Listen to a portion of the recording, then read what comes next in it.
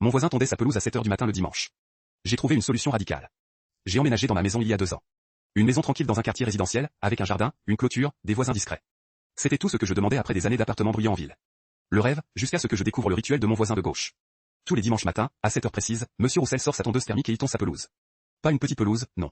Une grande pelouse, qui prend environ 1h30 à tondre. À 7 heures du matin, un dimanche. Au début, j'ai cru que c'était un événement ponctuel, une corvée qu'on fait une fois par mois. Mais non. C'est devenu un rituel sacré, chaque dimanche, tonte. Hiver comme été, sous la pluie comme sous le soleil. J'ai essayé de lui en parler gentiment, en lui offrant un café, en lui expliquant que le week-end c'était le seul moment où je pouvais dormir. Il m'a répondu que la pelouse ne pouvait pas attendre et que de toute façon, les gens qui se lèvent tard n'ont qu'à se lever tôt. J'ai essayé les bouchons d'oreilles, le bruit blanc, les somnifères. Rien n'y faisait. Le vrombissement de la tondeuse à 7 heures du matin traversait tout. Je devenais de plus en plus irrité, de plus en plus fatigué. Un jour, en parlant avec un voisin plus ancien du quartier, j'ai appris un détail intéressant. Monsieur Roussel est un ancien militaire, à la retraite depuis 10 ans.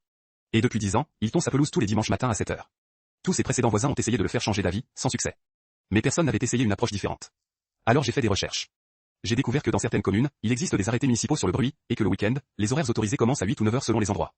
J'ai vérifié, ma commune avait bien un arrêté, interdisant les travaux de jardinage bruyants avant 9 heures le dimanche. J'ai téléchargé l'arrêté, je l'ai imprimé en couleur, je l'ai encadré, et je l'ai offert à Monsieur Roussel pour son anniversaire. Avec une petite carte, pour que la tonte attende 1 heure de plus, comme le prévoit la loi de notre commune. Il a lu l'arrêté, il l'a relu, il a regardé la carte. Et le dimanche suivant, pour la première fois depuis 10 ans, la tondeuse n'a pas démarré à 7 heures. Elle a démarré à 9 heures pile. Je me suis réveillé à 8h30, reposé, un sourire aux lèvres. Depuis, on se dit bonjour par-dessus la clôture. Il m'a même offert une bière, en me disant que personne ne lui avait jamais montré les textes de loi. Parfois, il suffit d'un document officiel et d'un peu de diplomatie pour régler ce que les disputes ne règlent jamais. Abonnez-vous pour plus d'histoires.